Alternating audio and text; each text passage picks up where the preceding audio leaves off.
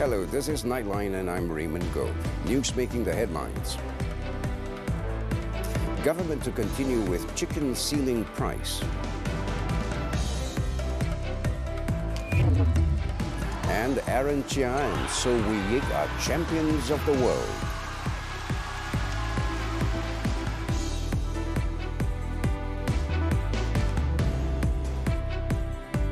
Good morning. Prime Minister Datuk Sri Ismail Sabri Yaakob called on the entire Keluarga Malaysia to join together in defending the independence that was gained through the struggles of the country's past heroes ahead of the National Day celebration. The Prime Minister said for the love of the country, the Keluarga Malaysia must unite and work together to safeguard and preserve the nation's sovereignty.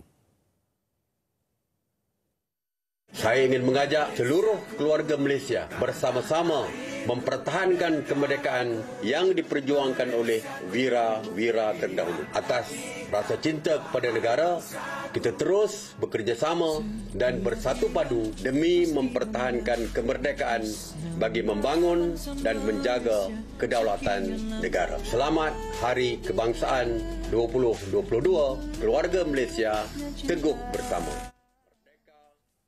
Datuk Sri Ismail Sabri said this through a video uploaded on his official Facebook page on Sunday. National Day 2022, themed Malaysian Family Strong Together, will be celebrated this Wednesday on a large scale beginning from 7 a.m. at Dataran Merdeka.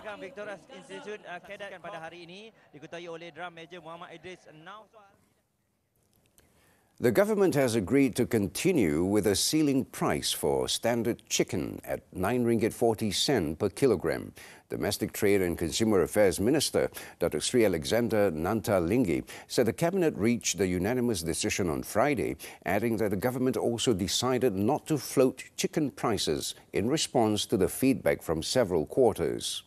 In a post on his social media, Datuk Sri Nanta said further details regarding the decision will be announced after the Special Task Force on Jihad Against Inflation meeting on Monday. On July 30th, the Ministry's Secretary-General, Datuk Azman Muhammad Yusof, said the government might not continue with a ceiling price for chicken after August 31st. This is because the market price of round chicken is now below the ceiling price, and some sellers are offering prices as low as 6 ringgit 99 cent per kilogram.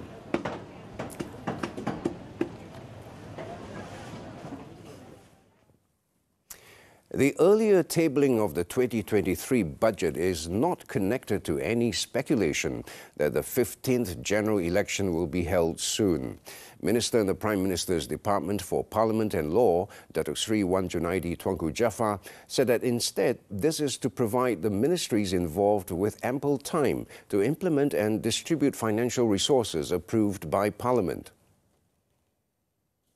Tapi bila saya tengok takwim yang kali ini, dia adakan 29 dari bulan 10. Dia terlalu lewat lah. Biasanya kalau duit yang lewat diluluskan, dia akan lewat juga sampai ke negeri-negeri dan lewat juga kepada kementerian-kementerian. Dan kalau kerja anda duit cepat dilaksanakan, mesti dicepatkan dulu belanjawan. Datuk Sri Wan Junaidi said this to the media after attending the Kenduri Rakyat program at Kampung Bako Hilir in Sarawak on Sunday.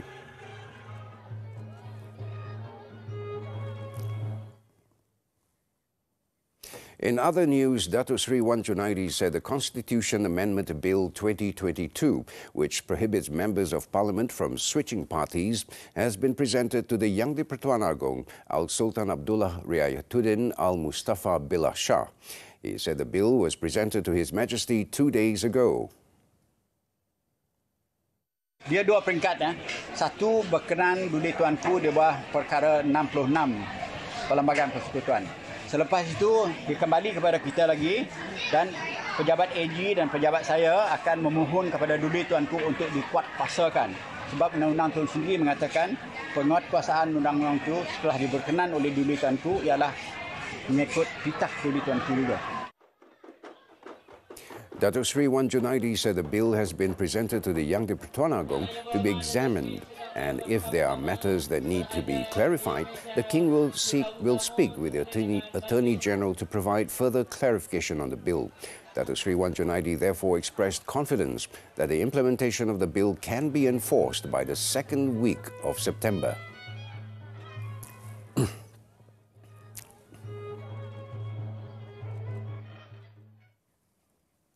The 2023 school academic calendar, which runs from March, will remain as scheduled. Senior Education Minister Dr. Radzi Jedin said several factors were taken into consideration in preparing the school calendar, including the possibility of floods in the East Coast states and a long interval before students could resume their studies after the Sijil Pelajaran Malaysia examination. Ada banyak perkara, banyak faktor yang kita ambil kira bila bercakap tentang penyediaan takwim ini. Bahkan sekarang pun kita teruskan perbincangan untuk tengok tahun-tahun yang mendatang bagaimana. Namun begitu, takwim yang kita keluarkan itu kekal. In managing an examination, he said one of the biggest challenges faced by the examination board is to hold the SPM examination during floods, where technical issues could arise, making it difficult to conduct the examination. In addition, he said with the existing calendar, students' learning momentum will be kept going, as following the SPM examination, they need not have to wait too long before they are able to continue their studies. He said this to reporters at the Hulu Langat District Education Office Open Day in Selangor on Sunday. Youths, what do they want? What do they aspire? Are they ready to become today's nation builders and tomorrow's leaders? Join me with Tricia Yeo, CEO of Ideas, and youth advocate Johnson Uy to talk about why the youth matters on Nightline, 31st August, only on TV3. The government has agreed to increase the allowance of volunteer community development assistance from 500 ringgit to 800 ringgit. Prime Minister Datuk Sri Ismail Sabri Yaakob said this increment will benefit 9,439 community development departments or KEMAS staff. Kenaikan allowance pembantu masyarakat. Ini dipanggil apa? Pembantu PM. Pembantu PML. Yang allowance mereka hanya RM500. Hari ini saya bersetuju meluluskan dinaikkan ke RM800.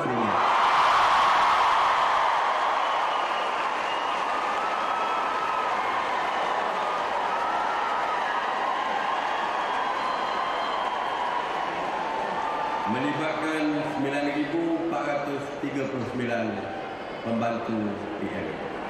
Datuk Sri Ismail Sabri said this in front of about 7,000 KEMAS members at the department's 60th anniversary celebration in Selangor on Sunday.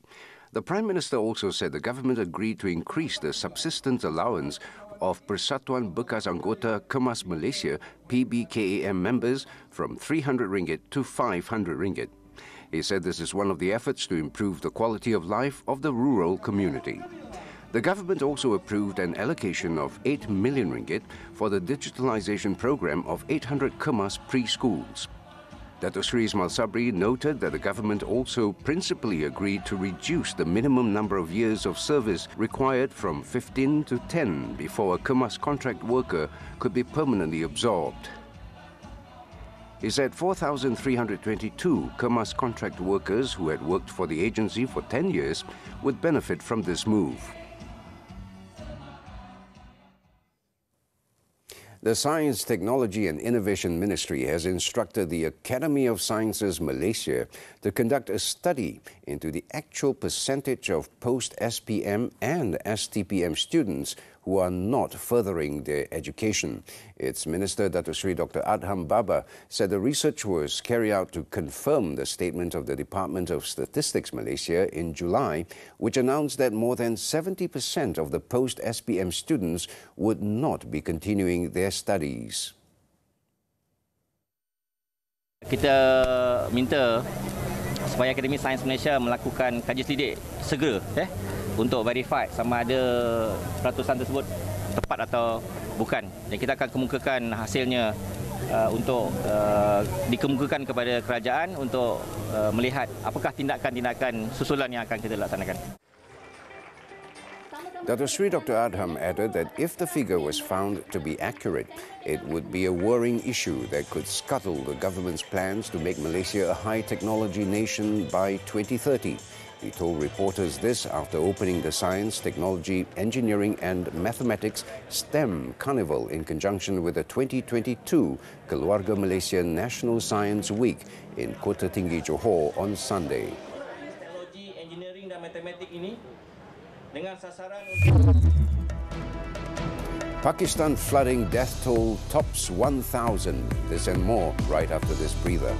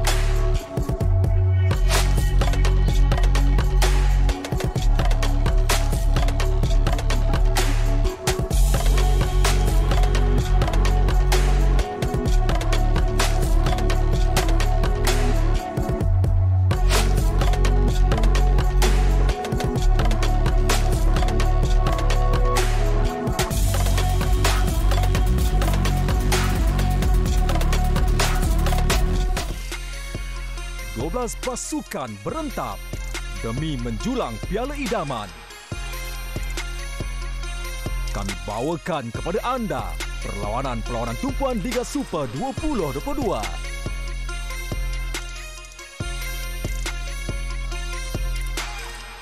Hanya di TV 9 dan Astro 149.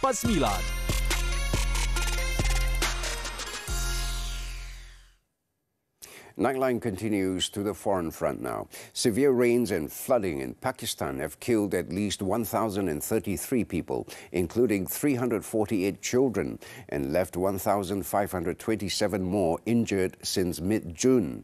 The country's National Disaster Management Authority on Sunday stated that 119 people had died and 71 injured in the last 24 hours alone. It added that more than 2 million acres of cultivated crops have been wiped out, over 3,000 kilometers of roads destroyed, and 149 bridges washed away.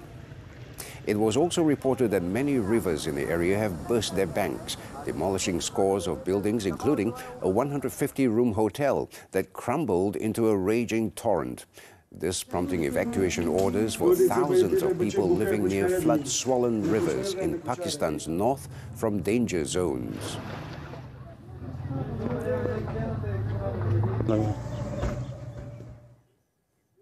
Over in Libya, clashes between backers of rival governments have killed at least 32 people and wounded 159 others, sparking fears that a political crisis could spiral into a major new armed conflict. It was understood that armed groups had exchanged fire that damaged several hospitals and set buildings on fire starting Friday evening, which was the worst fighting in the Libyan capital since the landmark 2020 ceasefire. The fighting came after months of mounting tensions between backers of Abdul Hamid Dbeiba and Fatih Bashaga, whose rival administrations are vying for control of the North African country, which has seen more than a decade of violence since a 2011 uprising.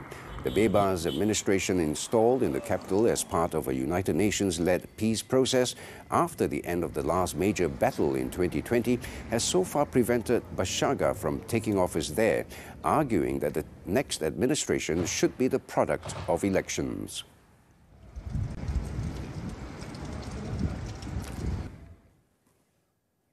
In Netherlands, 6 people were killed and 7 others wounded after a truck ran off the top of a dike road and plowed into revelers at a neighborhood barbecue. Authorities said the accident happened around 6 p.m. local time on Saturday when the Spanish-registered lorry went off the road in the village of New Bayelan. It was reported that the victims were 3 women and 3 men, all from the local area. Meanwhile, one of the injured was in critical condition in hospital. Dutch police said the 46-year-old driver from Spain had been arrested for causing a fatal accident and serious bodily injury, adding that his role in the incident is under investigation.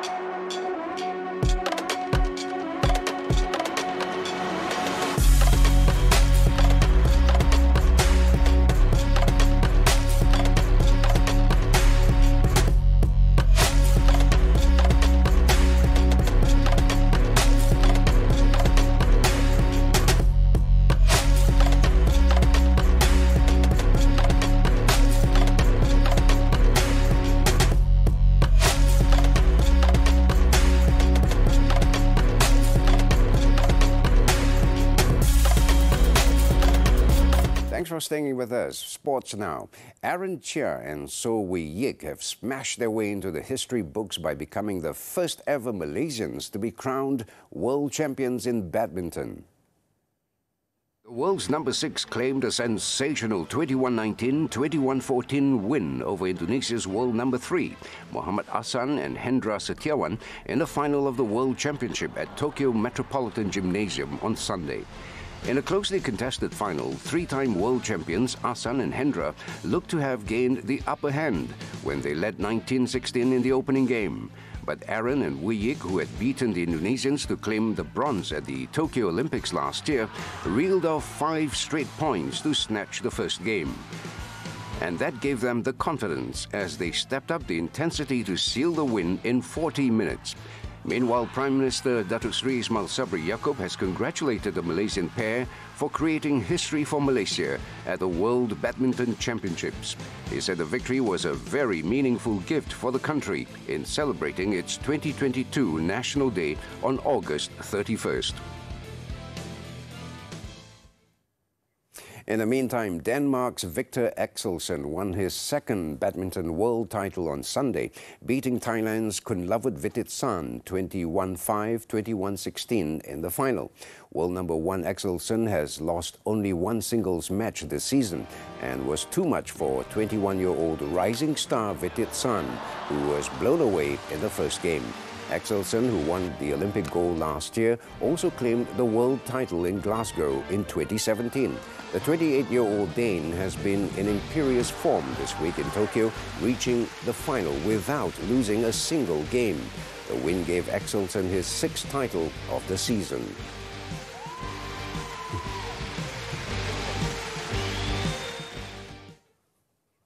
On to football now. Bayern Munich forward Leroy Sané scored a late equalizer to help the Bundesliga champions claim a 1-1 draw at home against Borussia Mönchengladbach and maintain their unbeaten start to the campaign after it came under serious threat on Saturday. Mönchengladbach went ahead in the 43rd minute when striker Marcus Thuram slid the ball past goalkeeper Manuel Neuer for his sixth goal in all competitions, but Bayern had themselves to blame with Dayo Upamecano failing to deal with a long ball. Sané curled in his effort into the bottom corner in the 83rd minute as Bayern were rewarded for their relentless pursuit of a leveller after squandering several chances and being kept at bay by the impressive Jan Sommer in the Gladbach goal.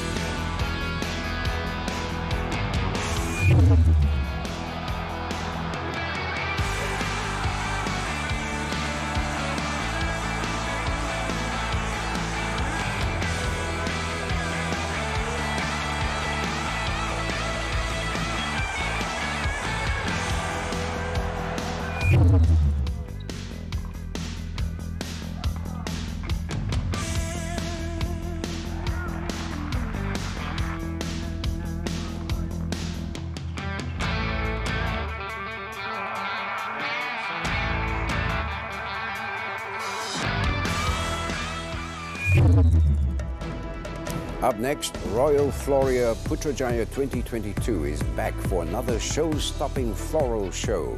This and more when Nightline returns shortly.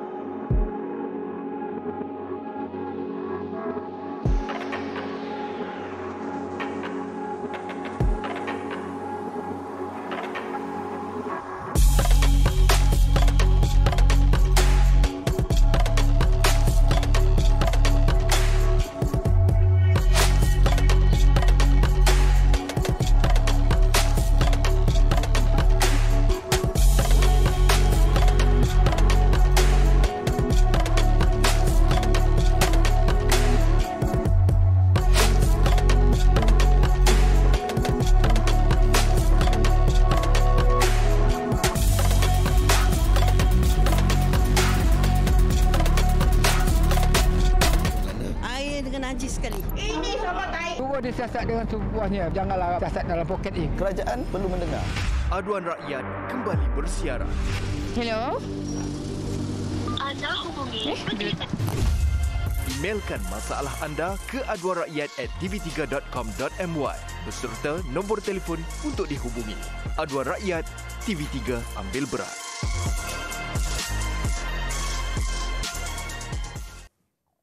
After a 2-year hiatus due to the COVID-19 pandemic, the Flower and Garden Festival, Royal Floria Putrajaya 2022, is back to wow patrons. Held to coincide with National Month, Royal Floria Putrajaya 2022 takes place from August 29th to September 4th. Royal Floria Putrajaya 2022 will present a flower exhibition as well as display gardens of lights at night throughout the 7 days of the event starting Monday. Putrajaya Corporation President Dato' Fatlun Ma'aujud said Floria 2022, which is themed Awesome Floria, is open from 9 a.m. to 10 p.m. every day and will present 2 different scenes during the day and night. Kali ini kita kenakan sedikit bayaran dan bayarannya sama macam kita laksanakan sebelum ini. RM15 untuk dewasa dan kanak-kanak RM5. Warga emas juga RM5. Saya rasa tak rugi dengan RM15 ada pengisian yang banyak waktu siang dan malam, so kita jemput ramai-ramai untuk datang ke Floria Putrajaya 2022. Dato' Fatlun said the organisation this time involved a cost of 3 million ringgit and targets to attract 500,000 visitors. He said with orchids as the theme flower, the event this time attracted the participation of more than 20 agencies and community gardens from around and outside Putrajaya to sell various products at the Floria 2022 Bazaar. In line with the selection of orchids as the theme flower, the exhibition brings together approximately 10,000 orchid plants, apart from more than 400,000 flowering plants of various species and cultivars, as well as ornamental plants. The 25 main components of Floria on display include the Wall of Orchids, which brings together more than 300 orchids, in addition to Oncidium Tunnel, with 10 iron structures shaped like tunnels as the royal route. Also on display is the Keluarga Malaysia Garden, which is a concept adapted from the 3 values of inclusiveness, togetherness and gratitude, as well as the Royal Pavilion featuring a songket motif starting from the main arch.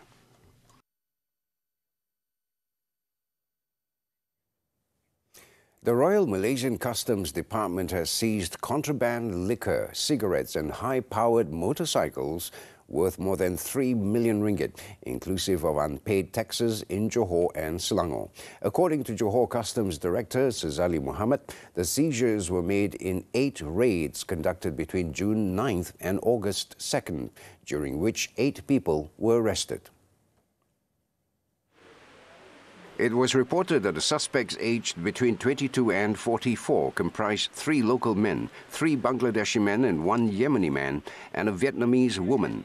Sazali said the modus operandi used was to hide the liquor in the middle of containers among other goods and made misleading cargo declarations. He added that 33,600 packets of white smuggled cigarettes worth 22,600 ringgit were also seized in the operations.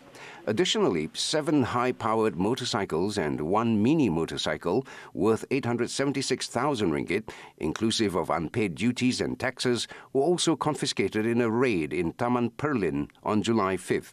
Johor Customs also raided an illegal factory in Taman Eco Perniagaan 2, Senai Airport City, Senai on June 15th and seized 238 bottles of fake Zamzam water worth 11,700 ringgit.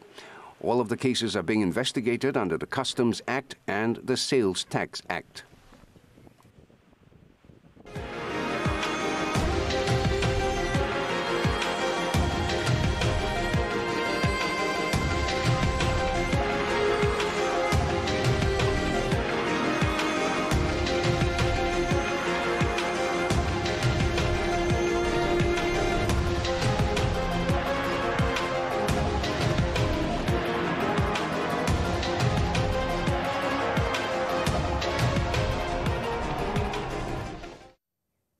In Indonesia, dozens of people gathered in Sanur, Bali on Sunday to participate in the annual traditional kite festival.